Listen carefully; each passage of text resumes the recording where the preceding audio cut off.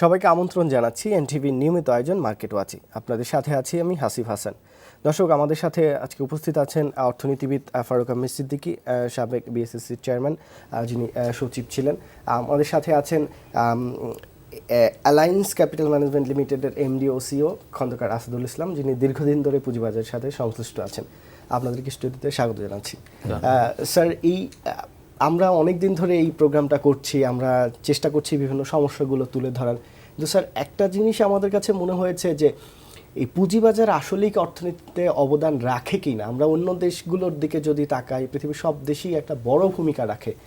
এখান থেকে যারা বিনিয়োগকারী আসছেন, যারা বিনিয়োগ করেন বড়, তারা এখান থেকেই ফান্ড রেজ করেন। কিন্তু আমাদের দেশের পরিস্থিতিটা একদমই ভিন্ন। এখানে আসলে অনেকেই নীতি নির্ধারক যারা আছেন তারা অনেকেই বলছেন যে পুঁজিবাজার তো তেমন ভূমিকা রাখে না। আসলেই কি ভূমিকা রাখে না, নাকি আমাদের দেশের কারণে মনে হচ্ছে এরকম? না, দেখুন, আমাদের দেশে তেমনটি ভূমিকা কিন্তু আসলে রাখতে পারে নাই। আমাদের যে স্টক মার্কেট, এটা 50 বছরের বেশি পুরনো। সে তুলনায় যতটা শিল্পায়নে যে ধরনের ফাইন্যান্সিং করা উচিত ছিল বা আশা করা যেত, সেই তুলনায় কিন্তু এটা স্বীকার করতে হবে যে আমাদের ফাইন্যান্সিং ফ্রম ক্যাপিটাল মার্কেট সেই তুলনায় হয়নি। আমরা মূলত নির্ভর করেছি ব্যাংক ফাইন্যান্সের উপরে। জি, মানে অলমোস্ট আমার মনে হয় 95% এই ধরনের কিছু একটা ফিগার হবে, যেটা ব্যাংক ফাইন্যান্সের উপরেই আমরা নির্ভর করে আছি। সেদিক থেকে আপনি বলতে পারেন যে আশানুরূপ সাড়া পাওয়া যায়নি। তবে এর মানে এই নয় যে ভূমিকা নেই, ভূমিকা থাকা উচিত। আমরা সেই ভূমিকাটা আসলে সেই ভূমিকার যে পর্যায়ে, সেখানে আমরা আসতে পারছি না। পুঁজিবাজারকে আমরা সঠিকভাবে ব্যবহার করতে পারছি না, সেটাই কারণ। সুতরাং বর্তমানে যে ভূমিকা কম আছে, সুতরাং এটার কোনো প্রয়োজন নাই, এটা না। এটার প্রয়োজন অনস্বীকার্য, কারণ এখানে low cost fund available for industrialization. এখানে ফান্ড রেজ করলে রিপেমেন্ট অব্লিগেশন থাকে না। সুতরাং যে কোনো ইন্ডাস্ট্রিয়ালাইজেশনের জন্য, for expansion, for working capital, পুঁজিবাজারের ভূমিকা অসীম। কিন্তু আমরা এই পর্যন্ত এটাকে প্রপারলি ইউটিলাইজ করতে পারছি না বিভিন্ন কারণে।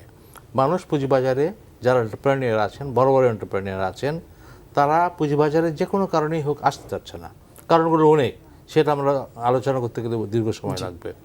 কিন্তু এই সব কারণে কিন্তু আসতে চাচ্ছে না। এই কারণগুলো যদি আমরা সমাধানের দিকে এগিয়ে যাই, তাহলে আমার মনে হয় আরও বেশি কোম্পানি আইপিওতে আসবে, আরও বেশি অর্থ তহবিল সংগ্রহ করবে, এবং এতে করে কস্ট অফ ফান্ড কমে যাবে।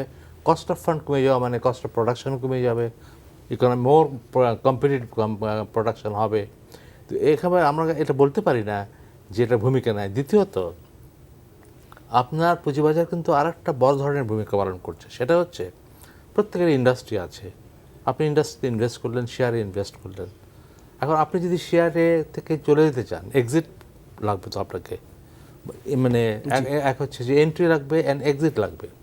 তো আপনি এই পুঁজিবাজারের মাধ্যমে কিন্তু আপনি যেমন খুব দ্রুত এন্ট্রি পাচ্ছেন, তেমনি যদি মনে করেন যে এখন আমার অর্থের প্রয়োজন, আমি চলে যাবো, ওটা আপনি এক্সিট পয়েন্টও পাচ্ছেন। এইটা কিন্তু পুঁজিবাজারের এই ভূমিকাটাকে আপনাকে না দেখতে চলবে না। এই ভূমিকা না থাকলে কিন্তু আমাদের কর্পোরেট সেক্টর ডেভেলপই করবে না। সুতরাং পুঁজিবাজারের ভূমিকা নাই, এই কথা বলা আমার মনে হয় কোনো সেন্সিবলি কোনো ব্যক্তির পক্ষে বলা। একটা সমস্যা রয়ে গেছে যে যারা যেসব উদ্যোক্তারা এখান থেকে ফান্ড নেবেন, তাদের একটা সমস্যা, এখন টাকা দরকার, কোনো হয়তো নতুন করে বিনিয়োগ বাড়াবেন, কিন্তু এখন তালিকাভুক্ত হতে গেলে দেখা যায় যে আবেদন করার পরে 2 বছর বা তারও বেশি সময় লেগে যায়। তো এই কারণেই সবাই দীর্ঘমেয়াদে ওই ব্যাংকের কাছেই যাচ্ছেন। আমি এই জন্য কারণগুলোতে আসতে যাচ্ছিলাম না যে অনেক সময় লাগবে। হ্যাঁ, এটা একটা কারণ যে আমার অর্থ দরকার এখনই, এবং ব্যাংকে পর্যাপ্ত অলস টাকা পড়ে আছে। আমি গেলে সাথে সাথেই পেয়ে যাব, সাথে সাথেই, এমন কিছুই আমার করতে হবে না, সাথে সাথে পেয়ে যাব। সুতরাং আমার কাছে অ্যাক্সেস টু ফান্ড খুব দ্রুত। পুঁজিবাজারে কিন্তু দীর্ঘ সময় লাগছে, যদিও ফান্ড কস্ট অফ ফান্ড কম হচ্ছে, দীর্ঘ সময় লাগছে, নানা ধরনের খরচ আছে, এবং একটা কর্পোরেট গভর্নেন্সের মিনিমাম আমাকে কতগুলো অব্লিগেশন পালন করতে হচ্ছে। আমাদের অনেক এন্টারপ্রেনারিয়া এই কর্পোরেট গভর্নেন্সের জন্য এখনও দে আর নট রেডি। সুতরাং তারা এটাকে একটা ফ্যামিলি বা একটা ছোট গোষ্ঠীর মধ্যে রাখতে যাচ্ছে। তারা এটাকে আরো বড় আকারে যখন যাবে তখন যে এটাকে আরও কর্পোরেট গভর্নেন্স প্রয়োজন হবে, সাকসেশন প্ল্যান দরকার হবে, সাস্টেনেবিলিটি প্রয়োজন হবে, এবং এইগুলোর জন্য যে কর্পোরেট গভর্নেন্স প্রয়োজন, পুঁজিবাজারে আসা প্রয়োজন, এই জিনিসটা বুঝতে হয়তো একটু সময় লাগছে।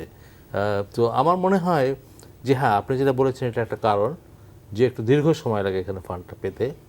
বাট প্রধান কারণ হচ্ছে আপনার ব্যাংকের লিকুইডিটি এত বেশি এবং সেই তুলনায় প্রাইভেট সেক্টর ক্রেডিট ডিমান্ড এত কম যে fund is easily available from bank.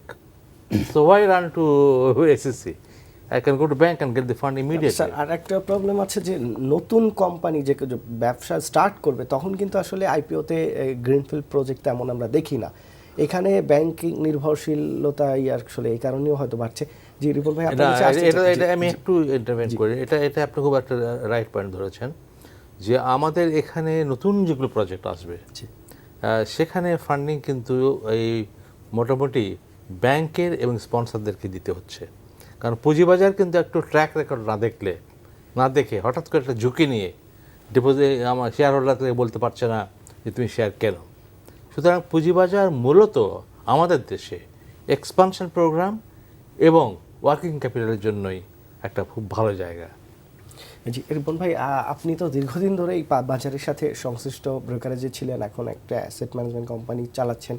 তো এই এখন তো স্যার যেটা বললেন যে এই কোম্পানিগুলো আসছে না বা না আসার, উদ্যোক্তারা না আসার একটা কারণ, গত কিছুদিন ধরে আমরা দেখছি যে বাজার একটু ভালো, যদি এই বছরটা বাজারের আগ্রহ বিনিয়োগকারীদের বেড়েছে, তাহলে বিনিয়োগকারীদের আগ্রহ এতদিন বাড়ে নাই কেন, বা এখন বাড়ছে কি কারণে? এই সুদের হার, যদি ব্যাংক সুদের হার বলেন বা সঞ্চয়পত্র সুদের হার, এগুলো অনেক দিন থেকেই কম, হঠাৎ করে এখন কেন মার্কেটে একটু মুভমেন্ট করছে? ধন্যবাদ Hasib. Back to the basic, capital market আমাদের পুঁজিবাজার, যেটা পুঁজিবাজারের main stream, channelizing fund from the savers to entrepreneur, and it is the launch pad of the industrialization. তো এখান থেকে যদি আমরা শুরু করি, স্যারের সাথে আমি জাস্ট কমপ্লিমেন্ট করতে চাই। মানি মার্কেট মানে আমাদের মুদ্রাবাজার এবং ক্যাপিটাল মার্কেটের যে মিসম্যাচটা আমি নাম্বার দিয়ে বলতে চাই। প্রথমেই গত এক বছরে আমরা যদি নাম্বার দিয়ে দেখি, তাহলে মুদ্রাবাজার থেকে টোটাল ফাইন্যান্সিং হয়েছে বিডিটি 400 বিলিয়ন টাকা, বাংলাদেশি টাকায়, আর ক্যাপিটাল মার্কেট থেকে হয়েছে 10 বিলিয়ন টাকা। ইট মিনস এখানে 97% came from money market, 3% came from capital market. It's very unusual. So ওখান দিয়ে শুরু করতে, যেহেতু বলছি যে capital market is the launch pad of the industrialization, so channelizing savers money come to the entrepreneur will grow the company will grow, company will give সেটা যেমন ঠিক আছে। হঠাৎ করে এই বছরে আমরা যে গত বছরগুলোতেও দেখেছি, গত বছর যে তেমন কোনো সমস্যা পুঁজিবাজারে ছিল না, তো হঠাৎ করে এমন কি হয়ে গেল যে বাজারে আবার আসছে? তার মানে কি আস্থা, স্যার দীর্ঘদিন ধরে বলে আসছেন যে আস্থা সংকটটা এখানে মেইন, মানে আস্থাটাতে কি ফিরে আসছে বিনিয়োগকারীদের মধ্যে? প্রথম কথা হচ্ছে যে আমাদের ফ্রন্টিয়ার ইকোনমিতে, মানে ডেভেলপিং ইকোনমিতে সবসময় psychological driven market rather than number. আমরা অনেক সময় বলি যে ফান্ডামেন্টালে এই করি, এটা করি, আসলে মানুষের সাইকোলজি কাজ করে।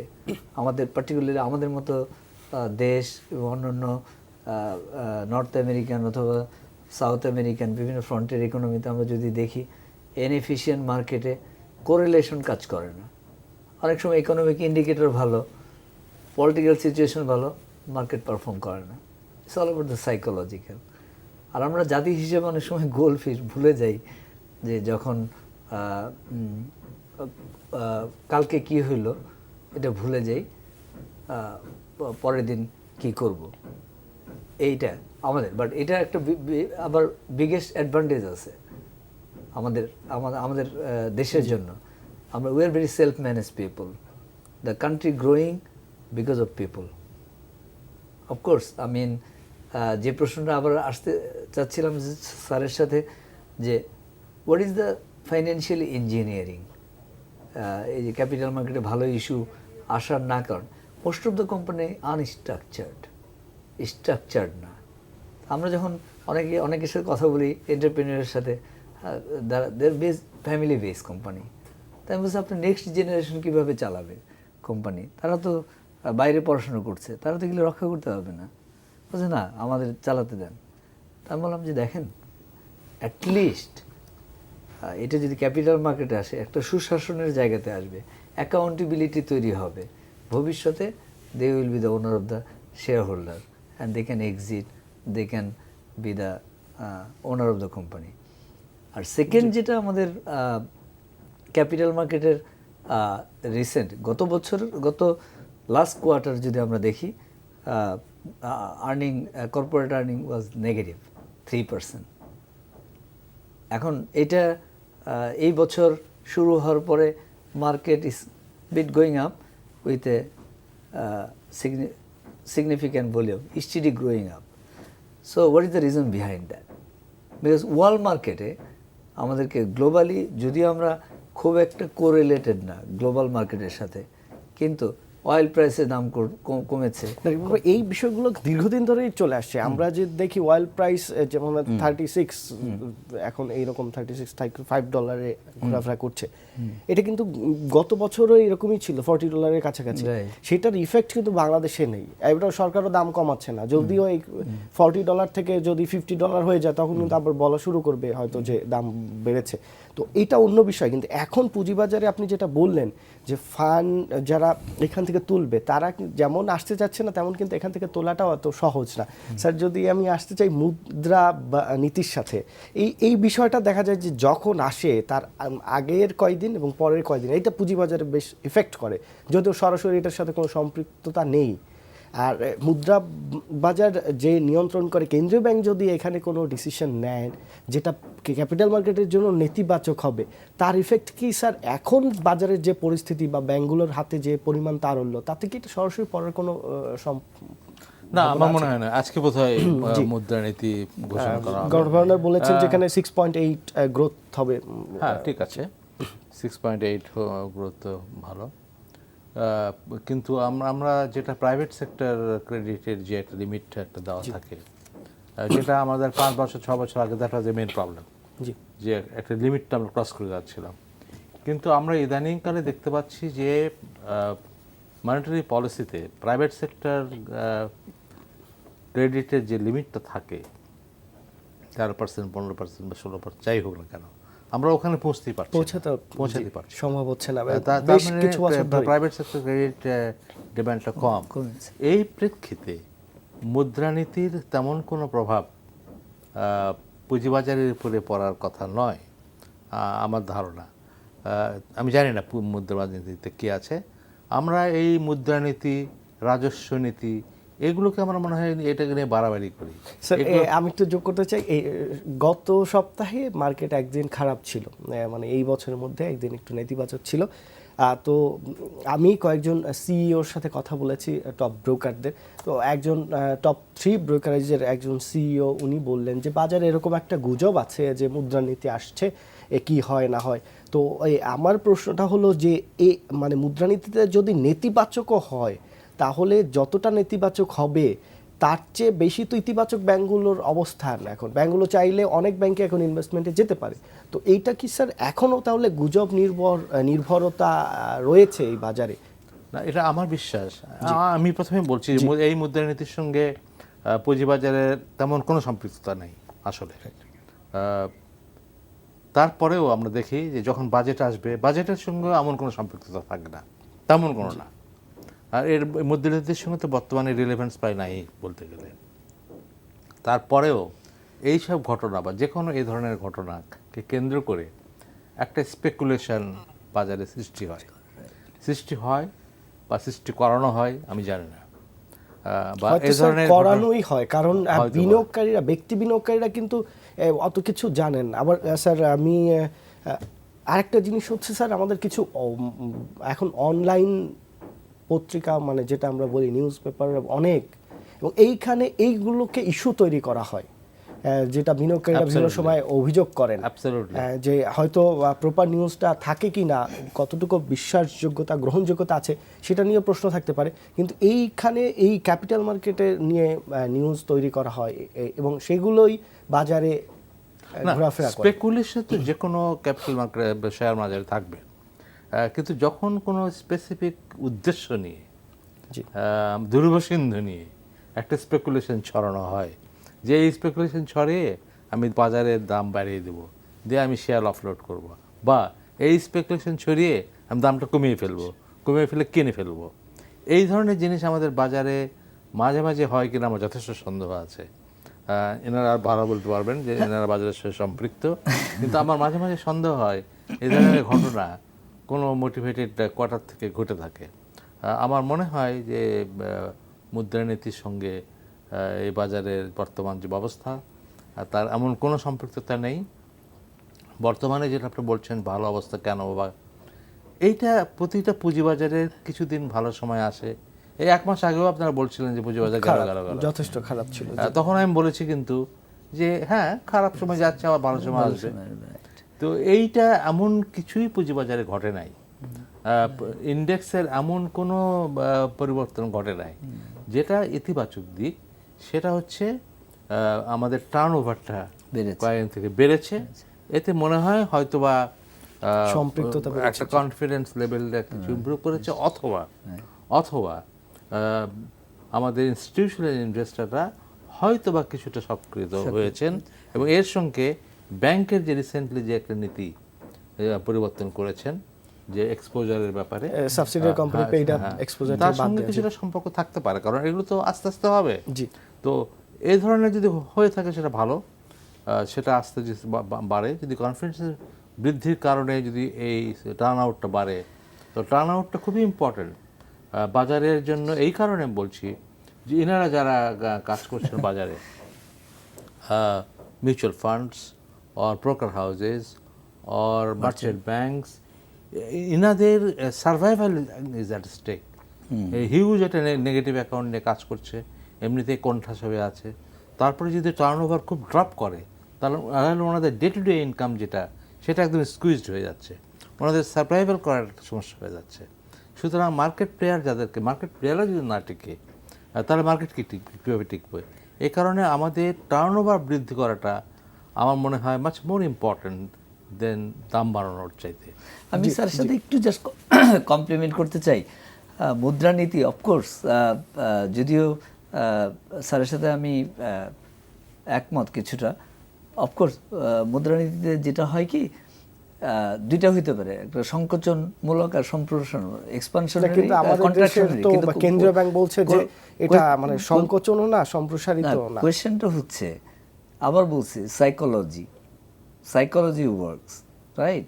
আজকে যদি ইন্টারেস্ট রেট হয়তো একটু এই মুদ্রানীতিতে ইন্টারেস্ট রেট যদি একটু কমানো হয়, তাহলে সাইকোলজিক্যালি যদিও ইনভেস্টররা এটা অনেক পজিটিভলি নিতে পারে, নাম্বার ওয়ান। নাম্বার টু, যদি ইন্টারেস্ট রেট সেগমেন্টেড ভাবে কমানো হয়, আমি বলছি না যে ইন্টারেস্ট রেট একদম কমে ফেলতে পারবে, সেটাও অনেক ক্ষেত্রে লিমিটেশন। ইন্টারেস্ট রেট তো কেন্দ্রীয় ব্যাংক অনেক বছর ধরে, গত 3-4 বছর ধরেই তারা ছেড়ে দিয়েছে। এটা ব্যাংকের নিজস্ব পলিসি, সে কত রেটে দিবে।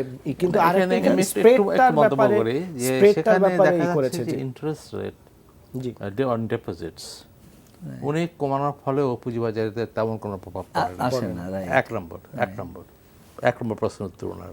2 নম্বর হচ্ছে সংকোচনমূলক নীতির কথা যেটা বলছেন, এটা তখন রেলেভেন্ট যখন আমার private sector rate is high, demand high, আমি 28% আমি প্রাইভেট সেক্টরে দিয়ে দিচ্ছে, 2010-এ ছিল যেটা, ব্যাংকে ক্রেডিট দিয়ে যাচ্ছে, লোকে ডিমান্ড করছে, নিচ্ছে, তখন একটা সংকোচনমূলক নীতির প্রয়োজন ছিল, কারণ ইনফ্লেশনটা কন্ট্রোল করতে হতো।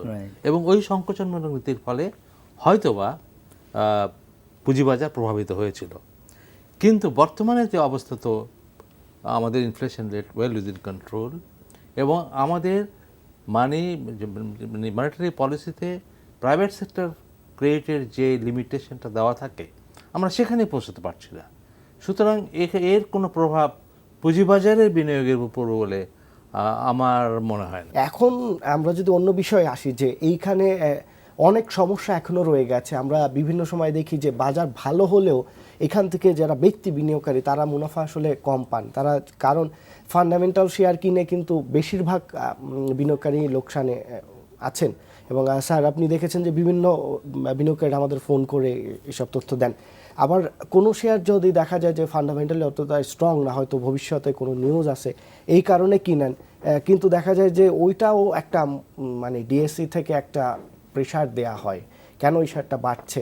আবার বিএসসিসি থেকে আমরা দেখছি ইদানিং যথেষ্ট ইতিবাচক পদক্ষেপ নেওয়া হয়েছে, এবং আমি এই ব্যাপারগুলো নিয়ে বিএসসিসির সাথে কথা বলেছি। বিএসসিসি বলেছেন যে আসলে এরকম হওয়ার কথা না, তারপরও ডিএসসি থেকে এই বিষয়গুলো করা হচ্ছে। যদি এ ব্যাপারে আপনি কিছু বলেন। মানে যেটা হয় কি, আমাদের মার্কেট তো লিমিটেড রিসোর্সেস, এটা হচ্ছে ইকুইটি বেস মার্কেট, আমাদের ডাইভার্স প্রোডাক্ট নেই, জি। যে কারণে investor only they can make money when market goes up.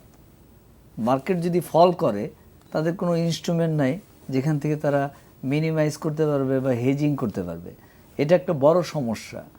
এটা আমি আগের ইয়েতে বলেছিলাম যে আমাদের যদি এটাকে ঠিক করতে হয়, সুতরাং আমাদের আরও ডাইভার্স প্রোডাক্ট ইন্ট্রোডিউস করা উচিত।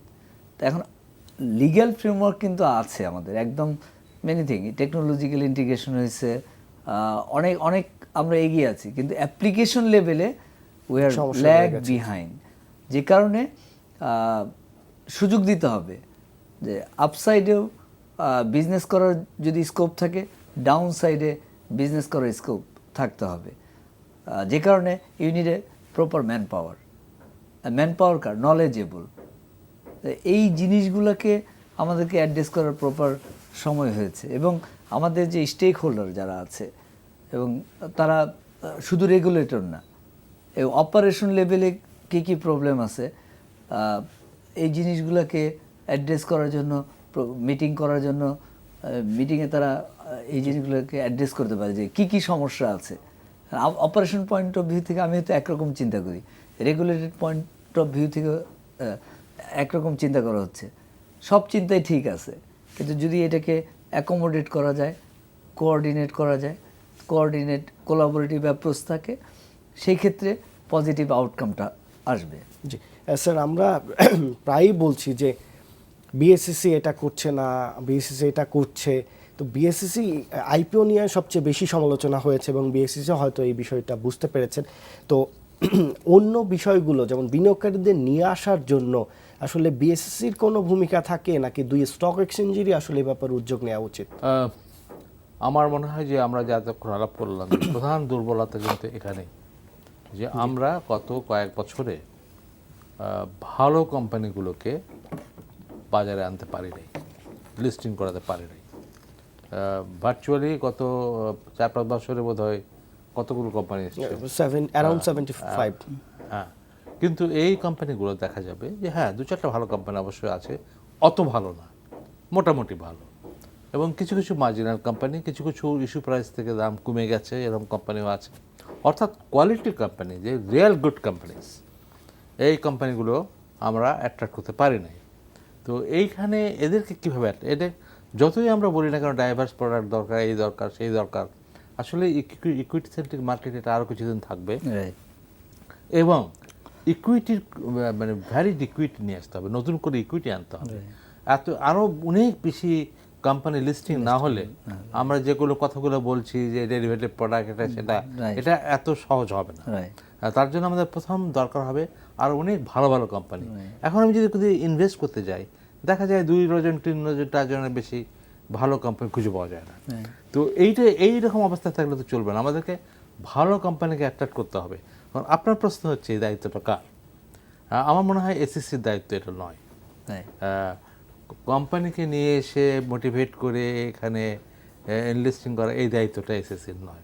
এসএসসি রেগুলেটর, এই দায়িত্বটা মূলত হওয়া উচিত এক্সচেঞ্জগুলোর, এবং এক্সচেঞ্জগুলো তো এখন বেশি দায়িত্ব হওয়া উচিত। এই জন্য তারা Profitable ডিমিউচুয়ালাইজ organization, জি।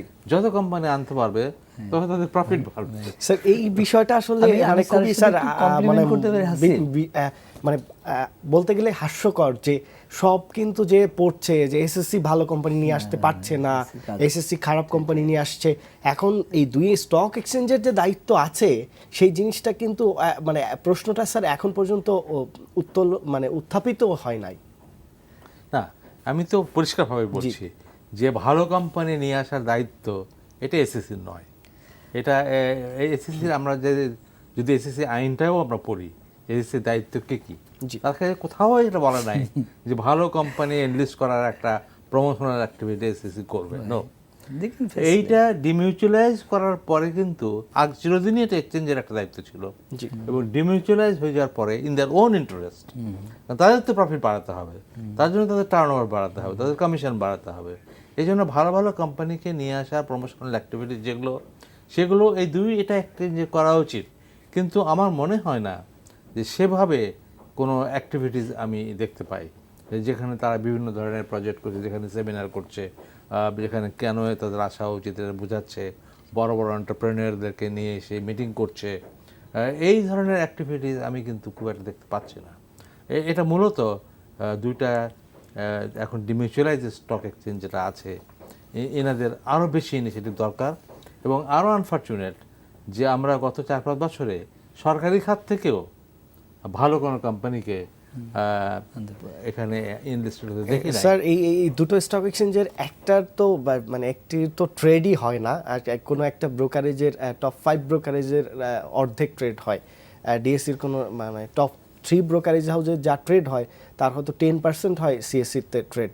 এবং সিএসসির এমডি নিয়ে যে ঝামেলা আছে সেটা তো আপনিও জানেন, তদন্ত কমিটি হয়েছে। এবং আমার যতটুকু জানা বিএসসি তার বিরুদ্ধে বিভিন্ন ধরনের তথ্যও পেয়েছে, যেটা হয়তো তার না থাকার ব্যাপারে প্রধান কারণ। আবার একটা বিষয় আছে ডিএসসির স্যার, আমরা যেটা দেখছি শুধু কে শেয়ার কিনলো, এইটাই হলো ডিএসসির মেইন কাজ।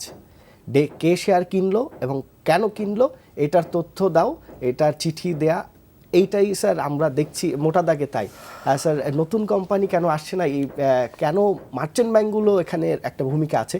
আমাদের সাথে একজন মার্চেন্ট ব্যাংকার যোগ দিয়েছেন, মোহাম্মদ রেজা, সিগমা ক্যাপিটালের সিইও এমডি।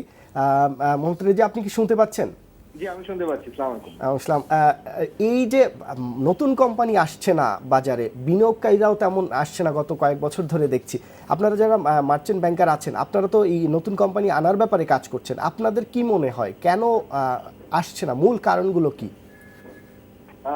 আমি বলবো না যে আসছে না।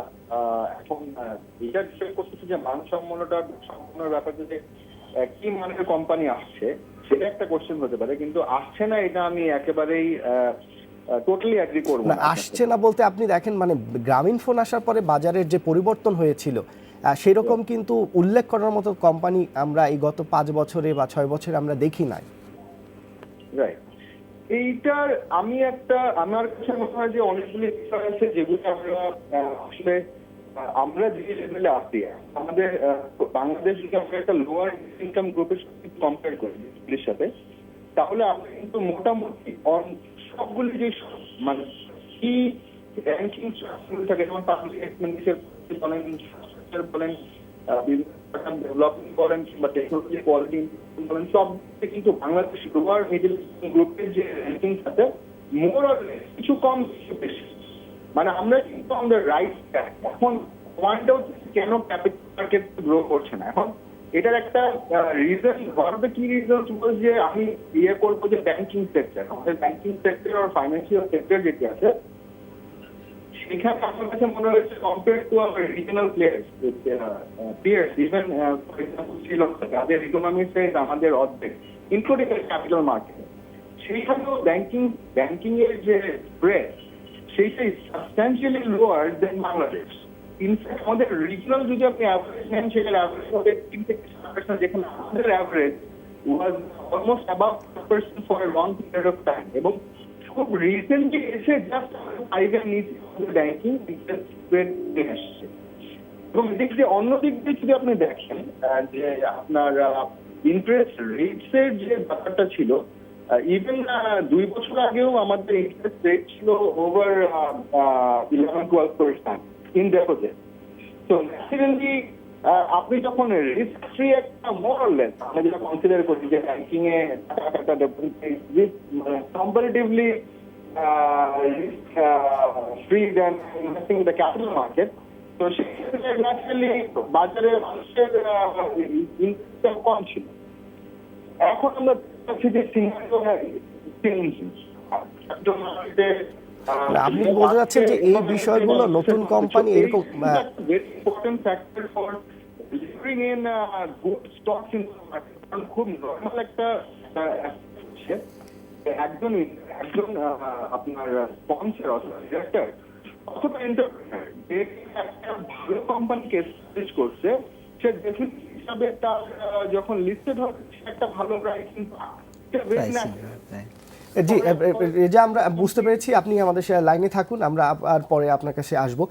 জি স্যার, প্রাইসিং একটা ব্যাপার ছিল তার কথা যেটা বুঝলাম, এবং যে আপনি যেটা শুরুতেই বললেন যে নতুন কোম্পানি আসার ক্ষেত্রে সে ব্যাংক থেকে টাকা পাচ্ছে, কিন্তু স্যার আপনার HSBC পৃথিবীর যে দেশগুলোতে বিজনেস করছে অলমোস্ট বেশিরভাগ দেশেই লিস্টেড, শুধু বাংলাদেশের না। তারপর আপনি যদি ইউনিলিভারের কথা বলেন, এখন এই ক্যাপিটাল মার্কেট ভালো করার জন্য হলেও হোক, কিংবা এই একটা মানে আইনের মধ্যে একটা ভালো আইন, যদি আপনার ইউনিলিভার কত পার্সেন্ট মার্কেট তার, তো ইউনিলিভারকে যদি পুঁজিবাজারে লিস্টেড না করা যায় তাহলে আপনি ভালো কোম্পানি আসবে কি করে? আপনি পার্টিকুলার একটা কোম্পানির কথাই বলছেন, ইউনিলিভার। তো আমি নরমালি একটা পার্টিকুলার সুনির্দিষ্ট একটা কোম্পানির স্যার এইটার কারণ এই কারণেই বলা, এই টোটাল আমাদের দেশে কত পার্সেন্ট প্রফিট এরা করছে, কত বিজনেস করছে। হ্যাঁ, কিন্তু আপনাকে খেয়াল রাখতে হবে যে ইউনিলিভারের কিন্তু একটা বিশাল অংশের মালিক সরকার, 39% অলমোস্ট, নিয়ারলি 38% whatever. সুতরাং সরকার যদি উদ্যোগ না নেয় তাহলে আমি এই কথাটাই প্রথমে বলছিলাম যে এখানে একটা কথা হচ্ছে যে যেহেতু কন্ট্রোলিং শেয়ার এখনো সরকারের নয়, সুতরাং তাদেরকে কনভিন্স করেই নিয়ে আসতে হবে বাজারে। কিন্তু সরকারের একটা বিরাট রোল থাকতে পারে এখানে, যেহেতু তারা নিয়ারলি 40% ওনার। কিন্তু আমার অভিজ্ঞতা আমি দেখেছি যে ইউনিলিভারের বাজারে লিস্টিং হতে যে খুব বেশি আপত্তি আছে তা নয়। আমি যখন এসএসসি চেয়ারম্যান ছিলাম তখন আমার সঙ্গে তাদের কথা হয়েছে, এটা মোর তাদের টার্মস অ্যান্ড কন্ডিশন নিয়ে সমস্যা। এটা বাজারে আসতে তাদের আপত্তি নেই। এখন সরকারকে বুঝতে হবে যে ইউনিলিভার এখন যে প্রাইভেট লিমিটেড কোম্পানি বা যেভাবে আছে, তাদের কনসেন্ট ছাড়া তো তারা আনতে পারছে না, এবং তাদের কতগুলো ব্যাপার আছে, দে আর হোল্ডিং কন্ট্রোলিং শেয়ার, সুতরাং মেজর ডিসিশনটা কিন্তু তাদের কাছে। সরকার চাপিয়ে দিলে সেটা কিন্তু হবে না, কারণ সরকার মাইনরিটি শেয়ার হোল্ডার, এবং তাদের যে শেয়ার প্রাইস আছে তারা কত পার্সেন্ট, তাদের কতগুলো কন্ডিশন ছিল আমি জানি না বর্তমানে কে আছে, যে সরকারকে কিছু শেয়ার তাদের কাছে সারেন্ডার করতে হবে, বাকিটা তারা অফলোড করতে তাদের কোনো আপত্তি নাই, কিন্তু দে ওয়ান্ট যে কিছু শেয়ার সরকারের হাতে থাকুক। এ ধরনের কত ব্যাপার আছে, এবং আরও মূলত ব্যাপার আছে। এ ধরনের ইউনিলিভার বলেন বা অন্য বড় বড় কোম্পানি যেগুলো আছে দেশি বা বিদেশি, এদের আইপিও প্রাইসিং যদি আপনার না হয়, আপনি যদি মনে করেন যে না আমি 30 টাকা বেশি প্রিমিয়াম দেবো না, তো আপনি ফালতু অত ভালো কোম্পানি নয়। ব্যাট বিসির দাম 3000 টাকা অলমোস্ট, আর ইউনিলিভারের প্রাইস আপনি কত দিবেন? আচ্ছা, আমি স্যারের সাথে একটু কমপ্লিমেন্ট করি। মানে আমরা যদি রিজন বা আমরা নেইবারিং কান্ট্রিগুলোতে দেখি, এনি মাল্টিন্যাশনাল কোম্পানি যখন দেশে বিজনেস শুরু করে তাদের একটা পূর্ব শর্ত থাকে, they will be listed to the exchanges which will help to the economy. So আমরা সেই জায়গাটা, স্যার বলছে যে এই জায়গাটা হয়তো আমাদের একটু স্ট্রিনজেন্ট হইতে হবে, বলতে হবে যে নো, এখানে আসবা বিজনেস করবা।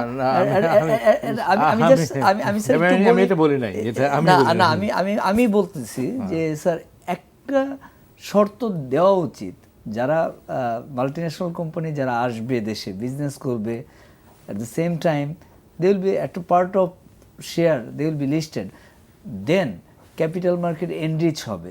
যখন Unilever listed to the Dhaka stock exchange, Holcim, গ্রামীণ, বাংলা লিঙ্ক, যেটা এরা যদি লিস্টেড হয় তখন হবে কি এনরিচমেন্ট বাড়বে, পৃথিবী চিনবে আমাদের এখানে একটু আমি ইন্টারভিউ করতে হচ্ছে আমাকে, জি যে এখানে ক্যাপিটাল মার্কেটকে ইমপ্রুভ করার চাইতে দেশে বিদেশি বিনিয়োগ নিয়ে আসাটা অনেক বেশি গুরুত্বপূর্ণ অর্থনৈতিক দিক দিয়ে।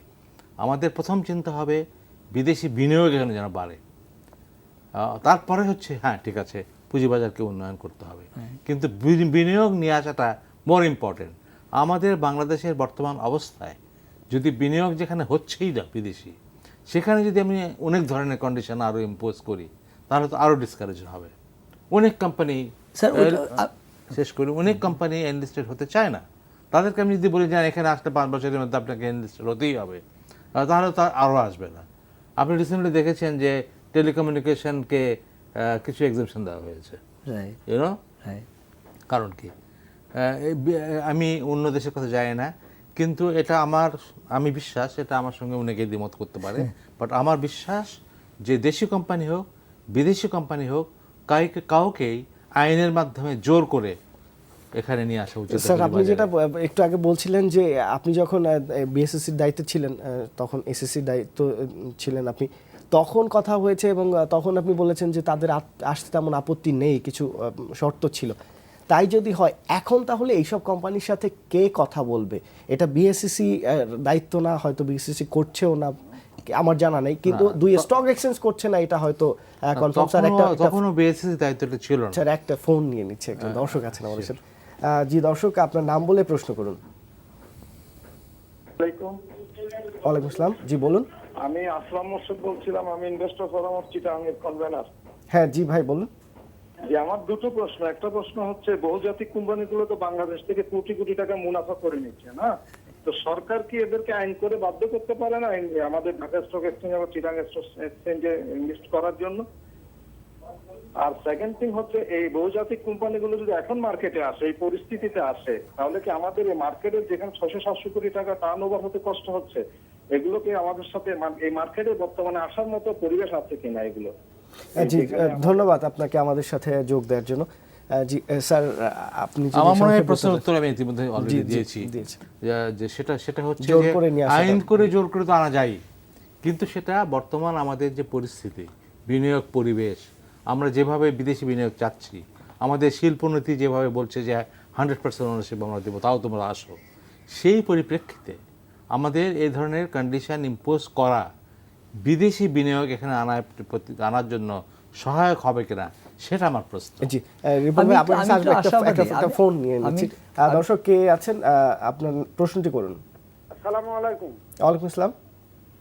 আমি সম্মানিত অতিথিকে জিজ্ঞাসা করতে চাচ্ছি যে ওই যে আপনি পঞ্চায়েত ডাইরেক্টর যে ব্লক মার্কেটে শেয়ারটা বিক্রি করে, এটা কতদিনের ভিতর ওটা সেল করতে পারে, অথবা পাবলিক মার্কেটে ওটা বিক্রি করতে পারে কিনা, এটা আমি জানতে চাচ্ছিলাম। জি ধন্যবাদ রিপন ভাই, যে বলছিলেন স্পন্সর ডাইরেক্টররা যে ব্লক মার্কেটে শেয়ার সেল করে। নর্মালি 3 বছরের লক ইন থাকে, আসার পরে 3 বছর পরে ওই যে ফ্রি ফ্লোটেড, তখন ডিক্লারেশন ইন্টিমেট করে বিক্রি করতে হয় আর কি, 3 বছরের লক ইন থাকে। আমি যে কথাটা বলছিলাম যে আমাদের 3000 পাবলিক লিমিটেড কোম্পানি আছে এই বাংলাদেশে, তো 3000 পাবলিক লিমিটেড কোম্পানির মধ্যে 10% লিস্টেড। এখন যে জিনিসটা করা দরকার, প্রথমে বলছিলাম যে আমাদের কোলাবোরেটিভ অ্যাপ্রোচ দরকার। এখন এই নন listed company under one regulator, listed company in other regulator like BSCC, তো এই জিনিসগুলোকে যদি আন্ডার ওয়ান আমব্রেলা আনা যায়, তাইলে অটোমেটিক্যালি কিছুটা সুশাসন, কর্পোরেট গভর্নেন্সটা তৈরি হয়। কর্পোরেট গভর্নেন্স তৈরি হলে সুবিধাটা কি? এই যে 3000 কোম্পানি, এদের তখন অ্যাকাউন্টেবিলিটি তৈরি হবে। লিস্টেড কোম্পানির অ্যাকাউন্টেবিলিটি কিন্তু আছে, স্পেসিফিক অডিটর আছে, প্রপারলি তাদের অ্যাকাউন্টিং ফাইন্যান্সিয়াল জমা দিতে হয়, এটা দেখে। সুতরাং এই ক্ষেত্রে আমার আন্ডার ওয়ান আমব্রেলা আসলে এই 3000 কোম্পানির মধ্যে ভালো কোম্পানি অনেক কোম্পানি আছে। আমি শর্তের কথা কেন বলেছি, শেষ পর্যায়ে আমরা শর্তের কথা কেন বলেছি, বিকজ এনি কান্ট্রি যখন একটা ফরেন আসবে, আমি বলছি না তাদেরকে ইনসেন্টিভ যেভাবে ইকোনমিক জোন দিচ্ছি আমরা, আমরা তাদেরকে অন্যান্য ইনসেন্টিভ দিচ্ছি, ট্যাক্স রিবেট দিচ্ছি। সুতরাং অ্যাট দ্য সেম টাইম 8 বছর 10 বছর পরে যখন প্রফিটেবিলিটি, তাদের একটা শর্ত দেওয়া উচিত, ওকে আমরা এই সুবিধা দিচ্ছি, কিন্তু অ্যাট দ্য এন্ড তুমি ইউ শুড বি লিস্টেড একটা সার্টেন পোর্শন। এইটাই বলছি আমি। আমি আশাবাদী মানুষ, আমি শর্তটা পজিটিভ ভাবে দিতে চাই, নট নেগেটিভ ওয়ে। এটা ট্যাক্স সুবিধা তো পাচ্ছেনই, তারা লিস্টেড হচ্ছে। তাহলে স্যার আপনাকে অনেক ধন্যবাদ, রিপন ভাই আপনাকেও ধন্যবাদ আমাদেরকে সময় দেওয়ার জন্য। আপনাকে যদিও আমরা পাই না, আশা করি এরপর থেকে আমরা আপনাকে পাবো। দর্শক, আজকে শেষ করছি। এই বিষয়টি নিয়ে আমরা আগামী সপ্তাহে আবার আলোচনা করব। আশা করি আপনারা আমাদের সাথে থাকবেন, আপনাদের পরামর্শ আমাদের দিবেন। এই প্রোগ্রামটি সহ এনটিভির সব নিউজ এবং খবর, সব কিছু প্রোগ্রাম, সব কিছু দেখতে আপনারা ভিজিট করুন এনটিভির অনলাইন www.ntvbd.com-এ। আগামী সপ্তাহে আবার দেখা হচ্ছে, সে পর্যন্ত সবাই ভালো থাকুন।